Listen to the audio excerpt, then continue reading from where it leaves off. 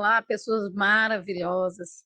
Boas-vindas ao Ouvinos e Podcast, representado aqui pelo Léo Matos. Nós fazemos uma estreia em dose dupla. Léo é assessor agropecuário, uma figura chamativa, cheia de histórias, de sorriso largo, e que hoje vai trazer aqui para a gente um pouquinho desse mundo do agro, esse universo tão interessante, mas ainda tão desconhecido.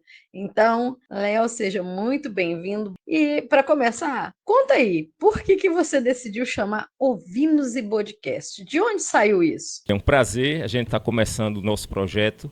Na verdade, o Ouvinos e Podcast, ele nasceu de um grande problema que apareceu, que surgiu na minha vida pessoal e profissional. Eu fui acometido pelo burnout. Eu trabalho com assessoria pecuária, promovendo leilões de caprinos e ovinos, né, de grandes criadores e selecionadores do Brasil. Eu fui acometido pelo burnout e precisei parar. Né? Isso aconteceu pouco depois da pandemia e eu não queria me afastar da área, eu sei que eu tenho muito a contribuir para o setor. É um setor que, apesar de ser muito dinâmico, ele é muito carente, né? E eu doava meu tempo, muitas vezes até demais, em detrimento de dar atenção à minha família, que aqui se encontra nos prestigiando. E, de repente, eu me vi perdido, precisando me encontrar de uma forma onde eu pudesse contribuir. E aí comecei a assistir alguns programas, alguns podcasts e disse, o momento é esse, a ideia é essa. Não é? E como nossa praia é a parte de caprino-ovinoculturas,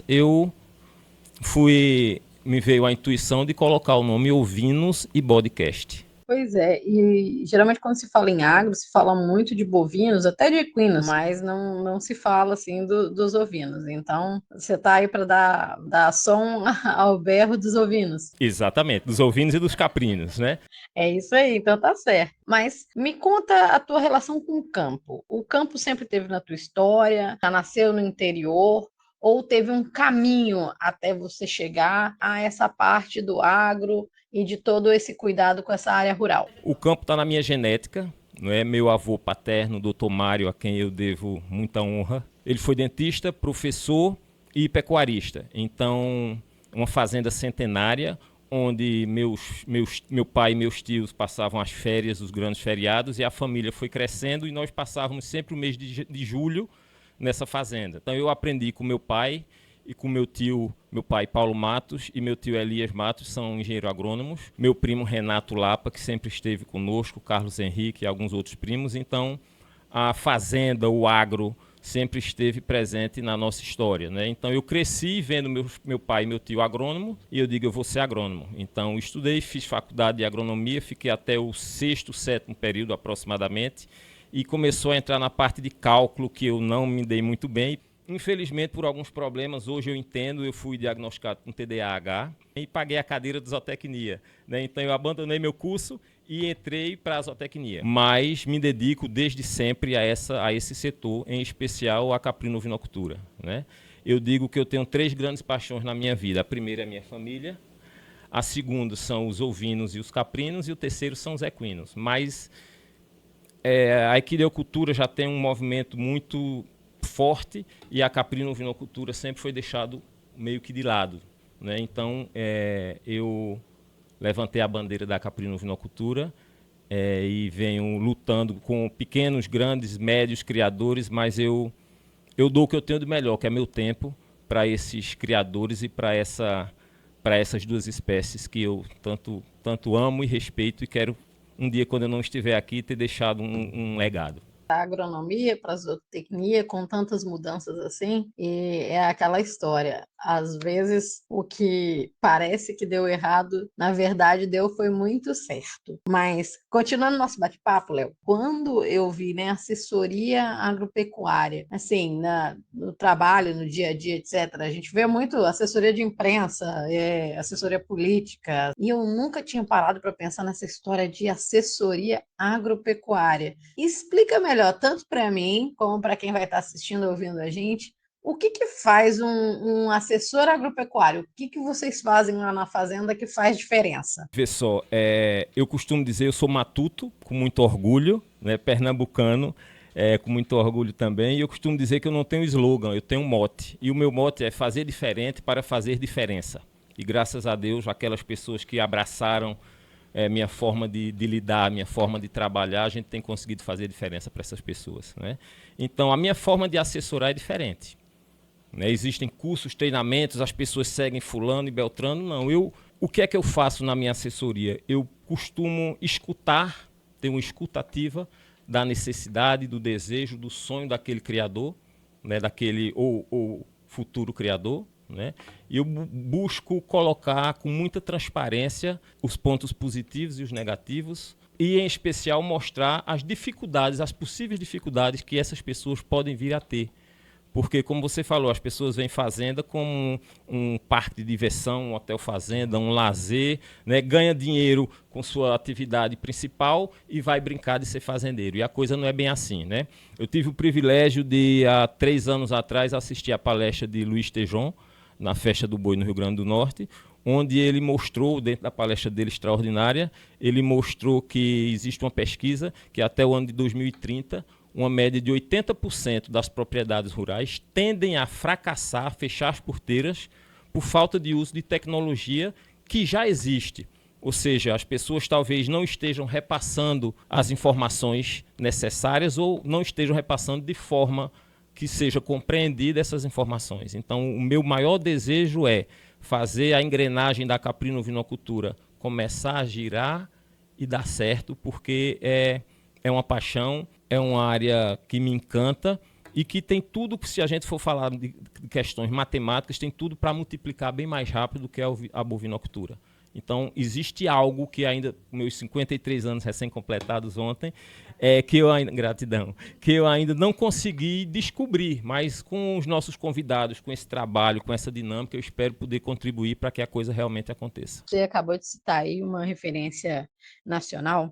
Então, assim, falando dos ovinos e da caprinocultura também, a gente pode dizer que tem uma força maior aqui em Pernambuco? Conta um pouquinho mais desse cenário para a gente e explica, assim, como se eu tivesse 10 anos. Até porque, na verdade, nesse quesito e sobre essa temática, tudo para mim é novidade. Eu acredito que para muita gente que está ouvindo também. A ovinocultura e a caprinocultura, por que vale a pena se investir nisso? Por que trabalhar com a caprinovinocultura? São animais de pequeno porte, tá? Que, de uma maneira geral, existem algumas raças que são bem mais rústicas do que outras, mas, como eu falei, você tende a multiplicar os resultados de forma bem mais rápida, levando em consideração que um caprino e um ovino com 12 meses já começa a sua vida reprodutiva. Né? E com 5 meses aproximadamente ela vem a parir, vem a ter novos filhotes. E com 6, 8 meses, depende da forma como você trabalha, da tecnologia utilizada, você consegue começar a ter retorno financeiro.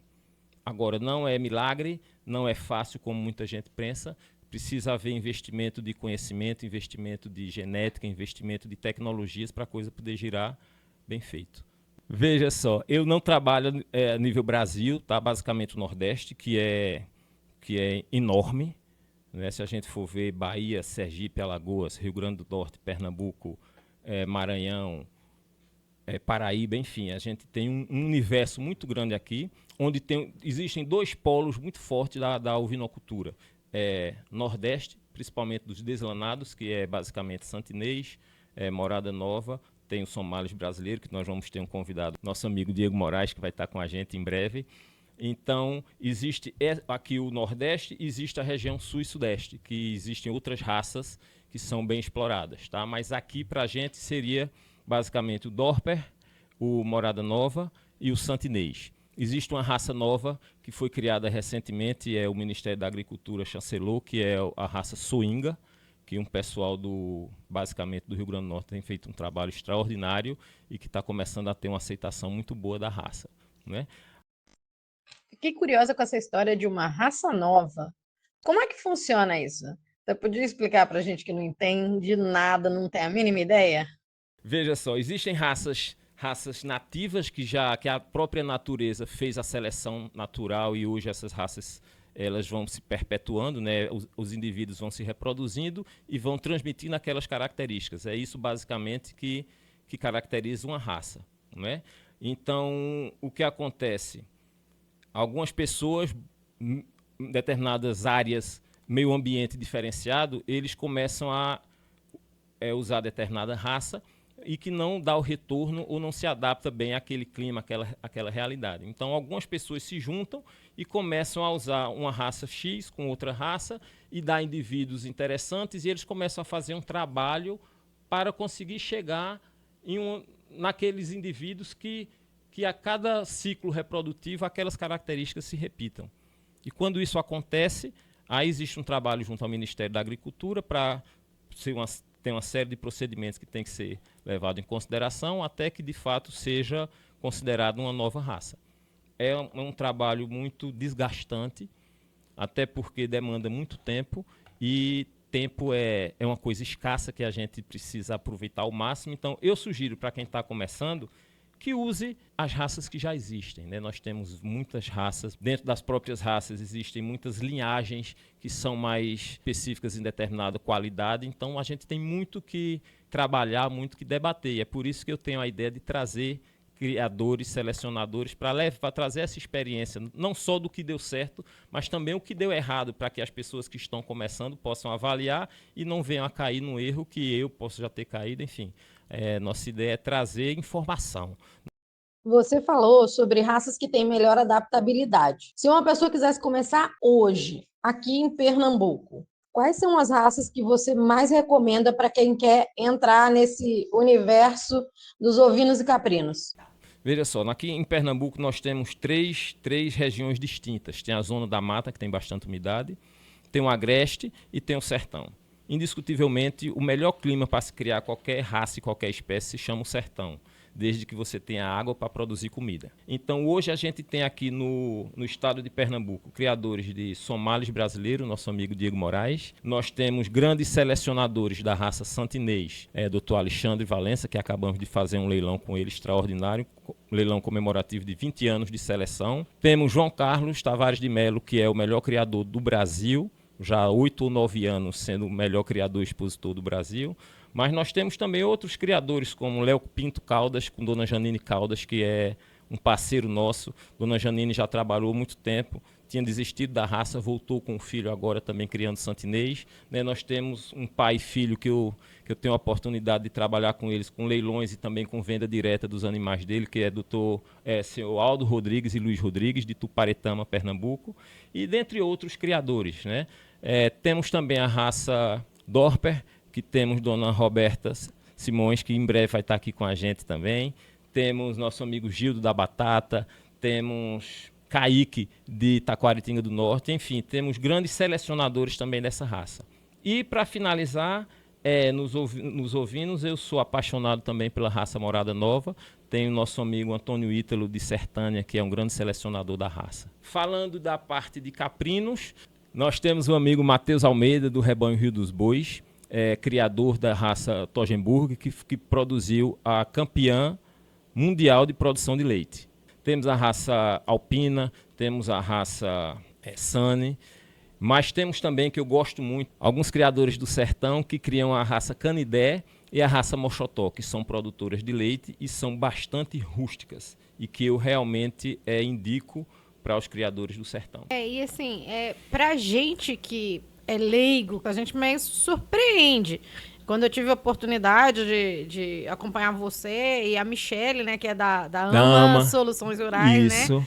Eu fiquei abismada, assim. Então tem toda uma engrenagem em torno dessa situação aí de fazenda. Eu até passei a dizer assim, nossa, parece como se fosse uma indústria. Mas você que está de dentro, você pode falar um pouquinho mais sobre essa necessidade dessa valorização e do entendimento de quem é cliente final, igual ao meu caso, e que não tem esse contato direto, mas de perceber essa força que existe, né? Dentro do agro, especialmente dentro da ovinocultura e da caprinocultura, que eu tive a oportunidade, assim, grata de conhecer através de vocês. Então, me fala um pouquinho disso daí, mais um pouquinho dessa história. E aí eu já vou te pedir uma coisa. Você falou assim, ele melhorou o rebanho.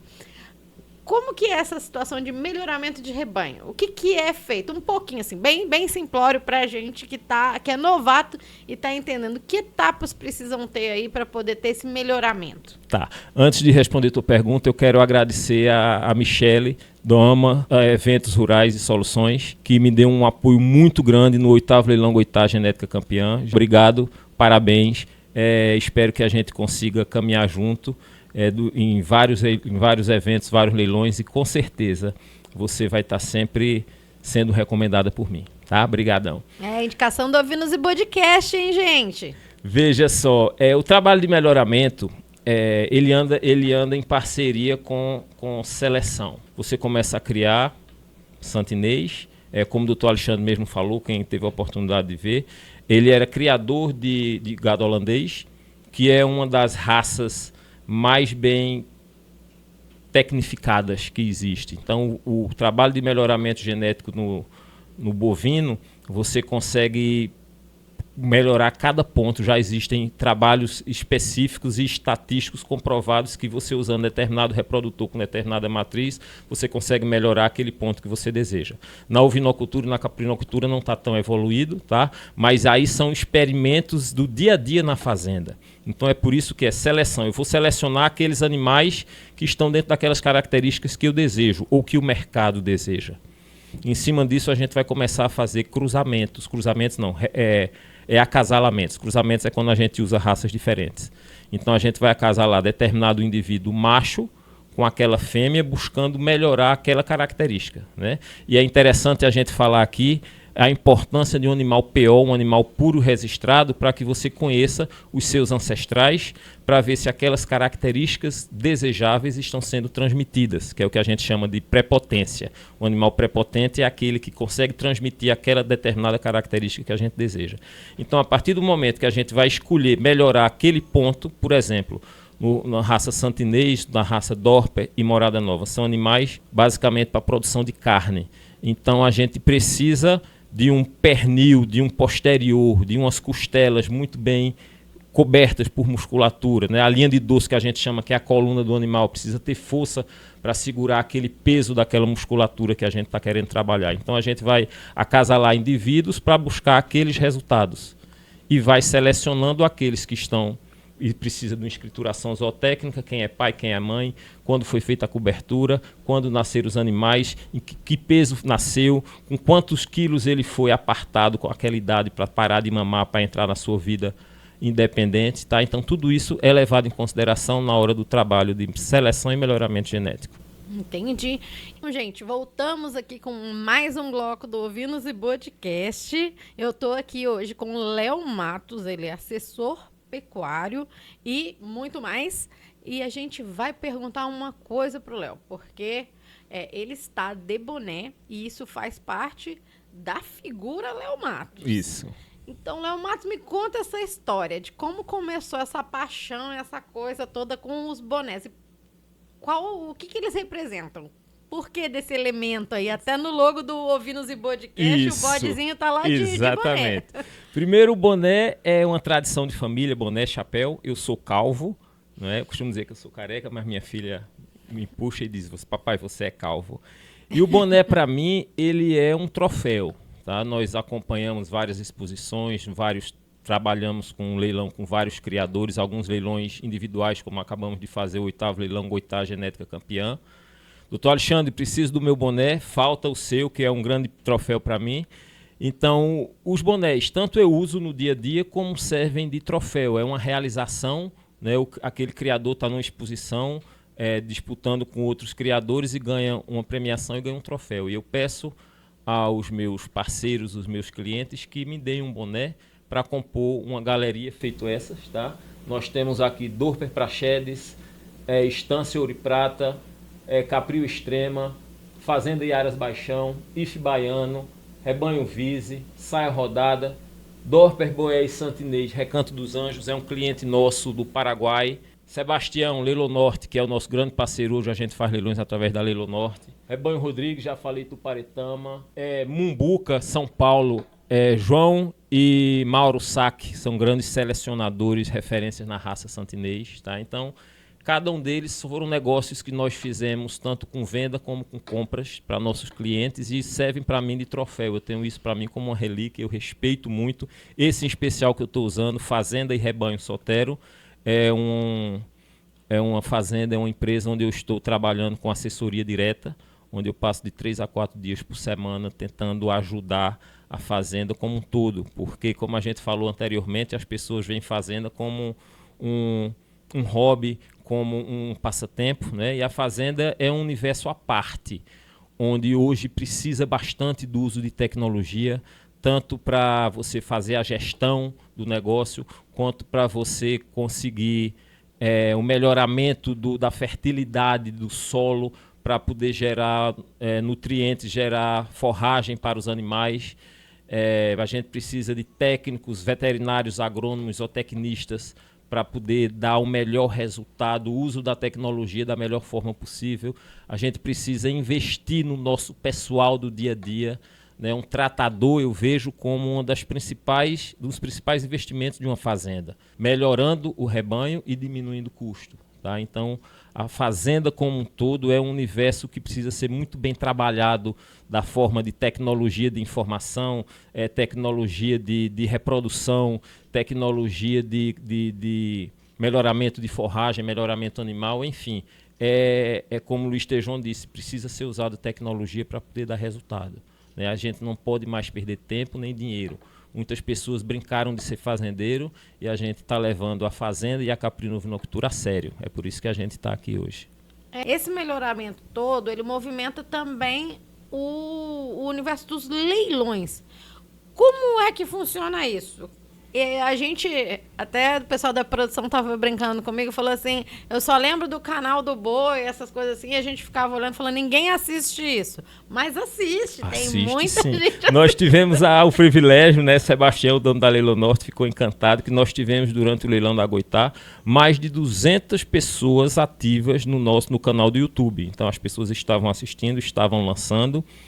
Tá? O leilão é uma grande festa para aquele criador, para aquele selecionador. Mas que o Léo Marques, filho do Dr. Alexandre, falou o seguinte, nós tivemos esse resultado extraordinário do 5º para o 6º, do 6º para o 7º, do 6º para o 7º e do 7º para o 8º, porque ele começou a trabalhar o 8º leilão uma semana após o encerramento do 7º.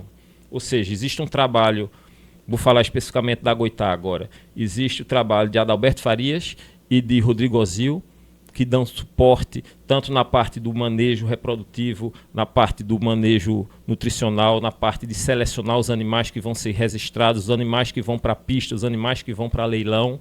Tá? Então, é feito um trabalho periódico, constante, onde tem o olho clínico daqueles tratadores que estão no dia a dia, observando qual animal dá melhor resultado, porque o técnico, o agrônomo, veterinário, zootecnista, passa na fazenda, colhe aquelas informações que são repassadas pelo tratador e pelo proprietário, fazem uma filtragem e chegam para determinar o que precisa ser feito. Mas se não tem uma equipe bem formada, dos tratadores, dos colaboradores da fazenda, a coisa não anda. Tá? Então o trabalho do leilão parte desde o momento de fazer um bom acasalamento, para a gente conseguir aqueles indivíduos que são mais desejados, que são aqueles que vão ter maior disputa de lance do leilão, vão ser bem tratados, um trato diferenciado do trato normal. De lá vão começar a participar de exposições para fazer pista e fazer nome e ser mais desejado por novos criadores, por selecionadores, para poder, de fato, a gente ter um trabalho de uma equipe que vai deixar esses animais preparados, e a gente conta sempre, todos os leilões que eu estou assessorando, eu busco trabalhar com o nosso amigo João Medeiros, que eu chamo do Mago das Lentes, que é quem leva para os clientes, a gente trabalha muito hoje com leilão virtual, leva para os clientes a beleza, a qualidade daqueles animais. Então, uma boa foto e uma boa filmagem é um investimento que faz com que o cliente tenha o desejo daquele animal e dê o clique para fazer o cadastro na leiloeira, para fazer o pré-lance, para lançar, enfim, é uma coisa muito dinâmica, que dá bastante trabalho, mas que me move bastante, é uma grande energia aquilo tudo. E a satisfação do cliente comprador e do cliente vendedor é o meu maior desafio. Você falou aí, né, os leilões são virtuais e tal, e eu ia te perguntar, acontece de gente vendendo gato por lebre? Como que é essa situação? Outra, como que se escolhe para saber assim, esse ovino aqui tá pronto para ir para um leilão, ou esse caprino aqui, ele é um para leilão? Qualquer pessoa consegue entrar e fazer um leilão? Olha só, qualquer um consegue fazer um leilão, agora poucos conseguem vender bem, né? Porque fazer é uma coisa, ter resultado é outra. Vê só, é como eu falei, o trabalho do leilão, durante muito tempo, ele foi usado, e é tanto que chegou um ponto que começou a não ter bons resultados. Os criadores colocavam em leilão aquilo que a gente chama de refúgio, aquilo que não era interessante para o plantel dele, eles colocavam para vender. Tá? Hoje houve um amadurecimento, um profissionalismo da parte dos criadores em relação à questão de venda, porque o comprador, o mercado hoje não é mais menino. Hoje, com as informações, com a tecnologia, com a internet, hoje um criador nos Estados Unidos, eu tenho um cliente que mora nos Estados Unidos, cria no Rio Grande do Norte, compra bastante comigo, tá? Então, hoje ele tem acesso a pequenos, grandes e médios criadores. Tem até alguns criadores que ele me procura. Ele é o tal criador com tal animal, eu não tenho esse conhecimento, não conheço essa pessoa. Então, o uso da tecnologia ajudou bastante, né? Mas respondendo à tua pergunta, hoje a gente busca levar para o leilão aquilo que eu, como selecionador, gostaria de comprar. Nós começamos o 8º leilão Goitá, vou falar novamente, a Goitá participou comigo de 11 leilões, 3 como convidado, eu juntava alguns criadores selecionadores e colocava os animais dele e fazia o leilão. Então, eles começaram com animais que a gente chama comercial, que são bons animais, como ele tem 20 anos de genética. Os animais que, para ele, são comerciais, para eles são animais comerciais, para quem está começando, são animais de elite. Porque a genética é a mesma, ele tem várias famílias, que aí tem a questão da parte genética e a parte morfológica. Aquilo que eu falei, aquelas características desejáveis, os animais são prepotentes, eles conseguem transmitir uns de forma melhor, e outros não tão bons como a gente desejava. É a importância dos bons acasalamentos. Sendo que a gente lida com a genética, ela não é uma ciência exata como a matemática. Ela é estatística, é tipo uma probabilidade. Tal indivíduo excelente com tal indivíduo excelente tem a probabilidade de produzir excelência. E tem uns que têm um nível de excelência um pouco maior do que outros. Então, normalmente, os selecionadores, eles pegam o que a gente chama do primeiro time e puxam para eles, para fazer pista, para fazer nome. E às vezes tem 3, 4, 5 animais de excelência. Então os 2 melhores eles ficam e os demais eles começam a comercializar, passam a comercializar.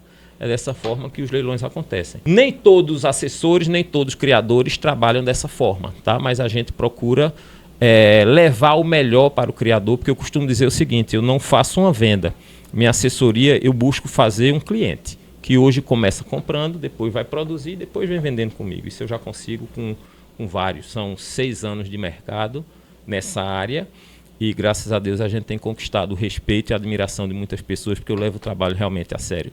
Eu não levo para um cliente meu aquilo que eu não levaria para a minha propriedade. Perguntando ainda sobre esse assunto, porque me deixou muito curiosa mesmo, mas com base nisso tudo que você falou, você diria o seguinte, existe mercado para quem tem todo tipo de animal, quem está começando e ainda não tem um animal lá top de elite para estar num leilão, mas ele tem como crescer, como evoluir para chegar nesse nível? Sim, precisa de tempo, precisa de persistência, precisa de uma coisa que hoje é muito raro, que é mão de obra qualificada. Quer dizer, mão de obra qualificada, depois a gente qualifica. Hoje a gente tem problema de mão de obra. Tem alguns clientes, meus amigos, que deixaram de criar por falta de mão de obra. O mercado é unânime. Tem mercado para animais de excelência, tem mercado para animais comerciais e tem mercado para animais de abate. Tá? Eu tenho clientes que compram e vendem apenas animais numa faixa de 400, 500 reais.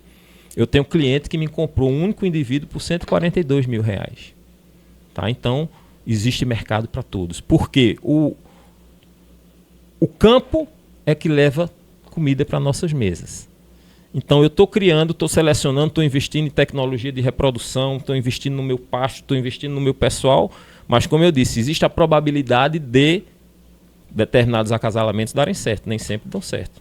E aí, esses a gente coloca no confinamento e leva para um abate. Minha esposa é médica veterinária, ela não gosta da zootecnia, porque diz que a zootecnia é muito fria, não é? Porque a gente está produzindo comida e produzindo indivíduos para satisfação pessoal daquele selecionador. Né? Mas, respondendo à tua pergunta, existe mercado, sim, para todos os indivíduos. Interessante demais. A gente falou sobre os termos, né, diferentes, e eu tenho uma curiosidade que não é só minha, mas também do pessoal da produção, porque junto dos bonés ali tem um negócio junto que a gente sabe nem o nome. Tu pega um e mostra pra gente o que é isso daí. Isso aqui é um cabresto, tá? Como você cria, você tem seu filho, né? Você cria um cachorro, tem a guia, e então isso é como se fosse uma guia, isso é um cabresto. Essa parte vem por cima, por trás da orelha, da cabeça do animal. Essa parte fica no chanfro, acima do focinho, né, nessa parte aqui da frente. E aqui embaixo, onde a gente pega a corda, que é a guia propriamente dita. Então, isso é um cabresto produzido pelo meu amigo Sandro, do Ponto dos Cabrestos, que é um grande parceiro.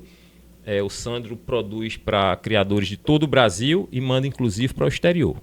Tá? Então, quem porventura tiver interesse em adquirir esses produtos, podem procurar Léo Matos, que a gente passa o contato do Sandro. Tinha o nome aí, então é para poder fazer a divulgação enquanto tá mostrando o animal, o nome para saber quem é o produtor. A marca da fazenda, né? A marca da fazenda. Então cada criador tem. Aqui a gente tem Caroatá, tem Titara, tem Trapiá, que foi um grande selecionador da raça Boé, seu Braille.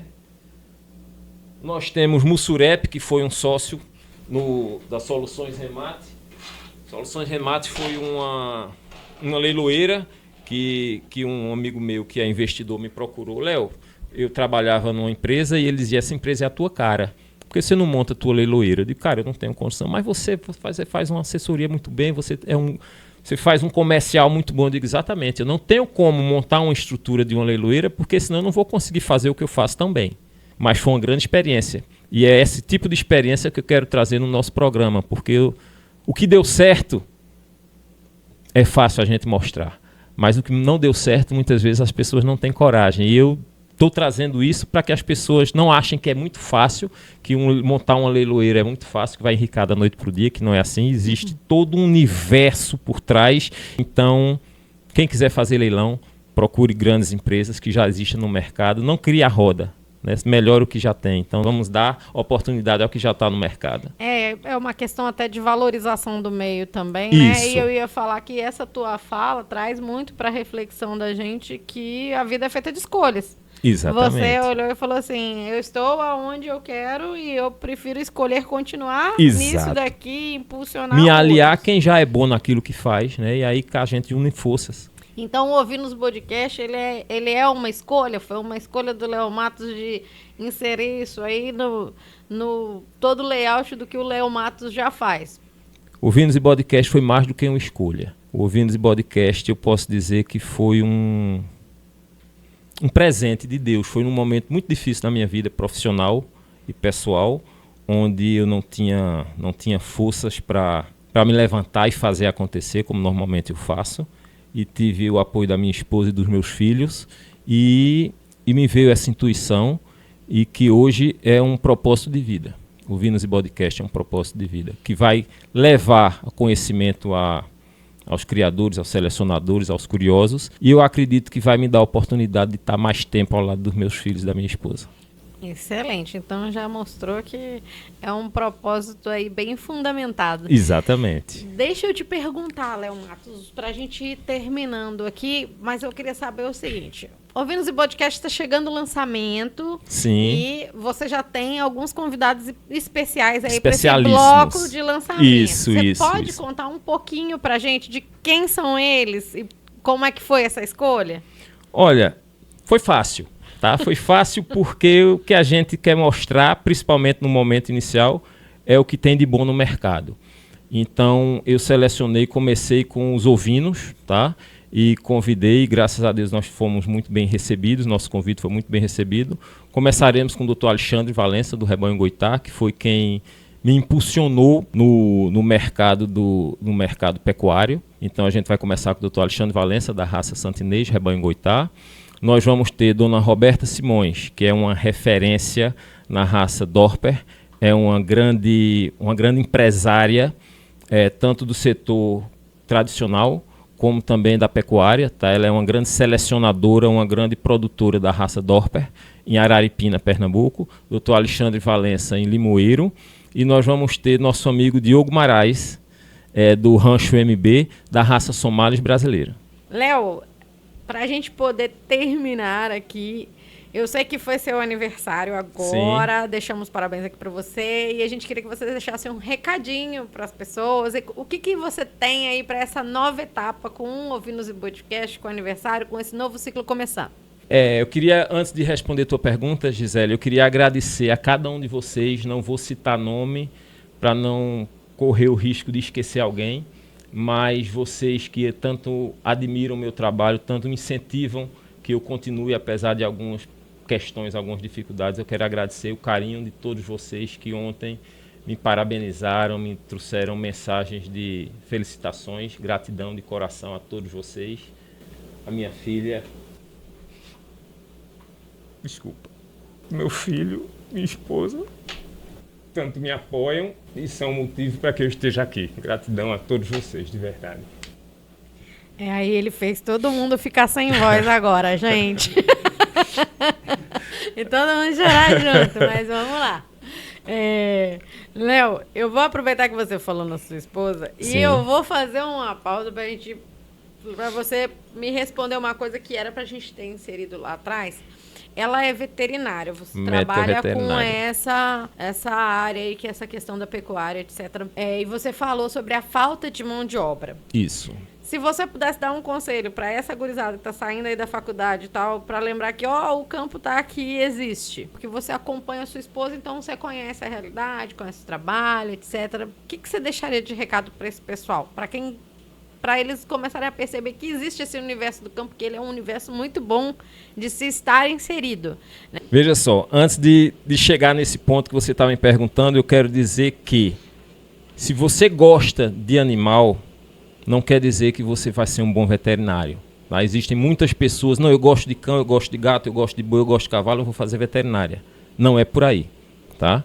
O mercado da veterinária, ele é muito duro, ele é difícil, você tem que sair de casa, você tem que estar viajando muito, engolindo muito sapo de muitos criadores. Agora, quem trabalha com amor, reza com as mãos.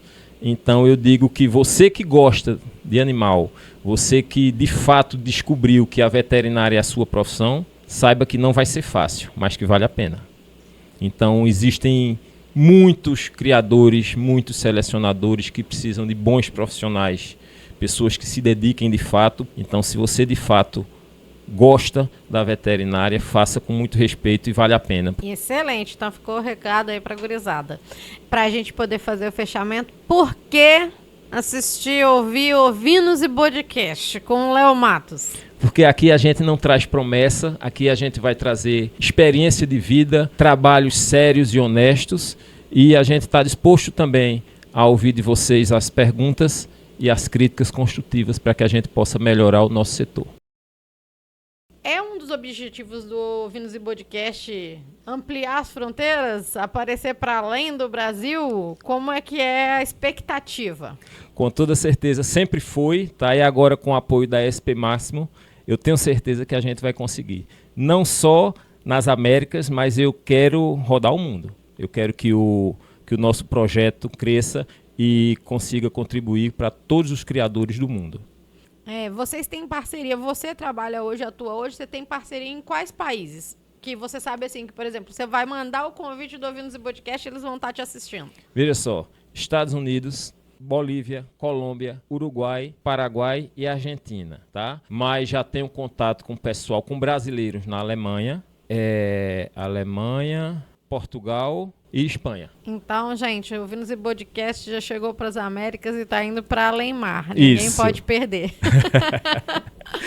A gente sabe que o Ovinos e Podcast já está começando grande, com várias parcerias. Mas, assim, por que uma pessoa deve apoiar o Ovinos e Podcast? Primeiro, para ajudar a levar informação a quem já cria, a quem está começando, para que a gente possa contribuir de forma efetiva para o desenvolvimento da caprinovincultura.